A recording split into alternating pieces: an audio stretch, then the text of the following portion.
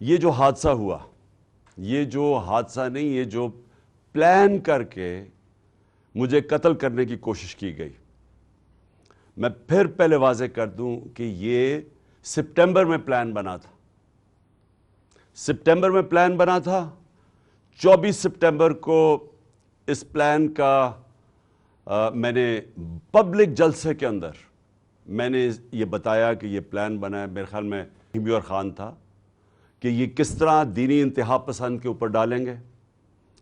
Plan بنا تھا agency, یہ جو جنرل فیصل اس نے، اور یہ جو دو نون لیگ کے جو قاتل ہیں ماڈل ٹاؤن میں، انہوں نے قتل کیے لوگوں کو، دن دہاڑے قتل کیے لوگوں کو، گولیاں مروائیں پولیس سے۔ شہباز شریف نے ایکسٹرا جوڈیشل کلنگ، پولیس مقابلے میں ہیومن رائٹس نے اس کے اوپر پوری رپورٹ دی ہوئی ہے۔ رانا ثناء اللہ کے اوپر جو 18 قتل ہیں، یہ عابد شریف کے باپ نے کہا ہوا ہے، تو یہ قاتل ہیں۔ انہوں نے مل گئے یہ جنرل فیصل کے ساتھ، انہوں نے یہ پلان کیا۔ پلان کیوں کیا؟ کہ اگر دینی انتہا پسند مارے گا تو ان کے اوپر سے ساری ذمہ داری اٹھ جائے گی۔ اس کا مطلب کہ عمران خان نے لوگوں کو کوئی توہین مذہب کیا، کوئی اس نے توہین رسالت خدا نخواستہ کی، اس کی وجہ سے یہ ایک اشتعال میں آ کے ایک دینی انتہا پسند نے قتل کیا۔ یہ سارا پلان تھا، ہمیں پتہ تھا۔ میں نے 2 جلسوں میں پبلک کو بتایا کہ یہ پلان بنا رہے ہیں، اور یہ پلان پھر وزیر آباد میں سامنے آیا، اور یہ جس لڑکے نے گولیاں چلائی، ایک دم کور اپ شروع ہو گیا کہ جی بس وہ ایک دینی انتہا پسند تھا، اور وہ اذان نہیں تھی، اور یہ اور سارا جو مذاق کیا گیا وہ بھی کور اپ تھا۔ پیچھے یہ بیٹھے ہوئے تھے جو پورے کنٹرول کر رہے تھے کہ نیریٹو کیا ہوگا۔ اور پھر جب یہ ہمیں پتا تھا، کیونکہ مجھے تو پتا تھا، پہلے ایک ادھر سے گولیاں آئیں، پھر دوسری طرف سے آئیں، یہ بھی کہا گیا کہ نہیں جی یہ تو صرف ایک، اور وہ کہتا ہے اگر کسی کو شک ہونا چاہیے تو وہ جب خود کہتا ہے کہ جی میں اکیلے نے کیا ہے، تو ادھر سے بھی پتہ چل جانا چاہیے کہ پیچھے سے اس کو طوطے کو پڑھایا جا رہا تھا۔ اور اب جب فورینزک ہوا ہے اس کنٹینر کا، تو واضح ہو گیا کہ 2 مختلف قسم کی گولیاں استعمال ہوئی، یعنی 2 شوٹر تھے۔ تو جو سارا ان کا پلان بنا ہوا تھا کہ سلمان تاثیر کا قتل ہوا، دینی انتہا پسند نے کیا، وہ سارا وہ ختم ہو گیا۔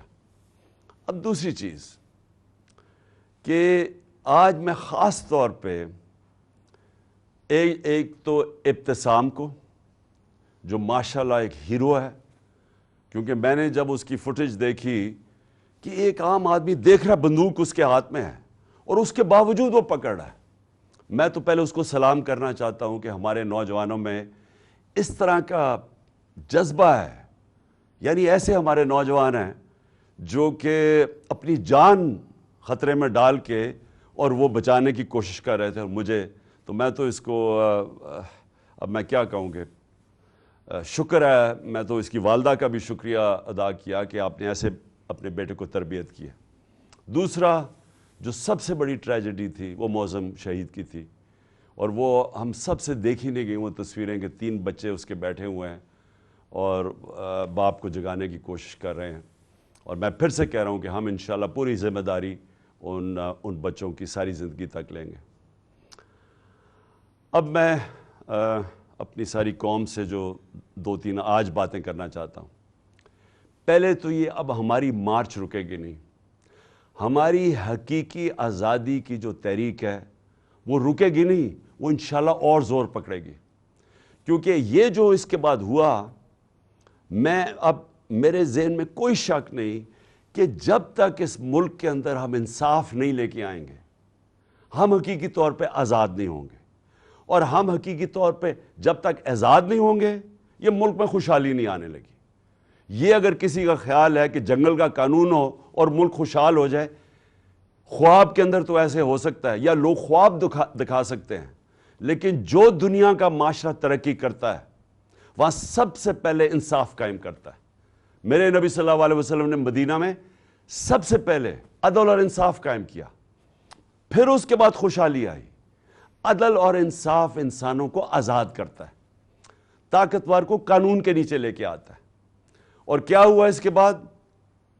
جو جو مجھے پتہ ہے یہ میجر جنرل فیصل اس کے پیچھے تھا. مجھے پتہ ہے کہ جب سے میجر جنرل فیصل آیا اور ساتھ اس کے فہیم آیا ہے، انہوں نے تب سے ہمیں اس طرح دہشت گردوں کی طرح انہوں نے ہمارے اوپر ظلم کیا. یہ ہمیں پتہ ہے ان کی بیک گراؤنڈ کیا ہے. بلوچستان میں انہوں نے دہشت گردوں کو کہتے تھے جی بڑا یہ تکڑے ہیں. اللہ معافی دے کہ اگر یہ اس طرح کے لوگ ہیں دہشت گردی کم نہیں ہوگی. ان کے حرکتوں سے دہشت گردی بڑھے گی. جو ہمارے سے انہوں نے کیا ہے، جو صحافیوں سے کیا ہے، جو ارشد شریف سے انہوں نے کیا ہے. ارشد شریف کی مجھے پتہ ہے، ارشد شریف جب مجھے کہہ رہا تھا کون کون اس کو دھمکیاں دے رہا تھا جو ملک سے باہر گیا ہے، اور ارشد شریف میں بعد میں بات کروں گا. اس سے پہلے اعظم سواتی سے جو انہوں نے کیا، یہ جب سے یہ آیا ہے میجر جنرل فیصل، تب سے صحافیوں کو، سوشل میڈیا کو، ٹی وی چینلز کو دھمکیاں کہ جی عمران خان کی پروجیکشن نہیں کرنی. اور تب سے انہوں نے فیصلہ کیا کہ یہ اب ہمیں جس طرح دہشت گردوں کو خوف دلاتے ہیں، دہشت دلاتے ہیں، وہ انہوں نے ہمارے ساتھ کیا. یہ جو ایف آئی آر رجسٹر نہیں ہو رہی، میں پاکستان کا ایکس پرائم منسٹر ہوں، میں سب سے بڑی پارٹی کا سربراہ ہوں. میں اپنی ایف آئی آر رجسٹر نہیں کر سکا کیونکہ میجر جنرل فیصل کا نام آ گیا. یہ کوئی ایسا آدمی ہے جس کے اوپر پاکستان کے قانون ہی لگتے ہیں. اور D G I S P R کہتا ہے کہ جی ہماری فوج کی توہین ہو گئی. فوج کی توہین تب ہوگی اگر فوج ایکشن نہیں لے گی. توہین تب ہوگی جب ایک ادارہ اپنے آپ کو قانون سے اوپر سمجھے گا. جب وہ یہ کرے گا کہ ایک پرائم منسٹر کا اگر ایف آئی آر رجسٹر نہیں ہوتی، میں سوال پوچھتا ہوں کہ عام آدمی کی کیا حیثیت رہے گی اس ملک میں؟ ایک عام آدمی سے جب کوئی ظلم کرتے ہوں گے یہ لوگ، تو وہ کیا کرتا ہوگا؟ وہ کدھر جاتا ہوگا؟ اور یہ جب تک یہ جنگل کا قانون رہے گا یہ ملک ترقی نہیں کر سکتا. ہم آزاد نہیں ہو سکتے. انصاف حقوق دیتا ہے، حقوق انسان کو آزاد کرتے ہیں. یہاں تو prime minister, ex prime minister کے حقوق نہیں ہیں.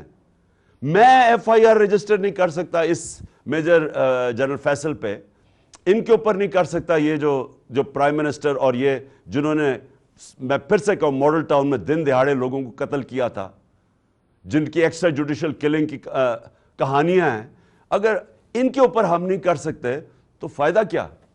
کیا وہ جو لڑکا، وہ جس نے اپنے بیان بدلے ہیں، اور کیا وہ لگتا تھا دینی انتہا پسند؟ اسے ذرا دیکھیں، کیا وہ اس کی بیک گراؤنڈ ہے؟ کیا وہ اتنا کوئی دینی آدمی لگتا تھا کہ وہ جا کے کسی کو گولی مار دے گا؟ اور اس کو جس طرح طوطے کی طرح پڑھایا گیا ہے، سبق پڑھائے گئے، اور پھر جیسے ہی پتا چلا، اور جو ہم نے تو اوپر سے ہمارے گولیاں گزری ہیں، کہ جیسے ہی واضح ہو گیا کہ دوسرا شوٹر تھا، اس کا مطلب یہ جو سارا پروگرام بنایا ہوا تھا سپٹمبر میں کہ دینی انتہا پسند عمران کو قتل کرے گا کیونکہ اس نے توہین کر دی، وہ سارا ختم ہو گیا. اور میں اس لیے سپریم کورٹ کے چیف جسٹس کو آج مخاطب کرنا چاہتا ہوں. دیکھیں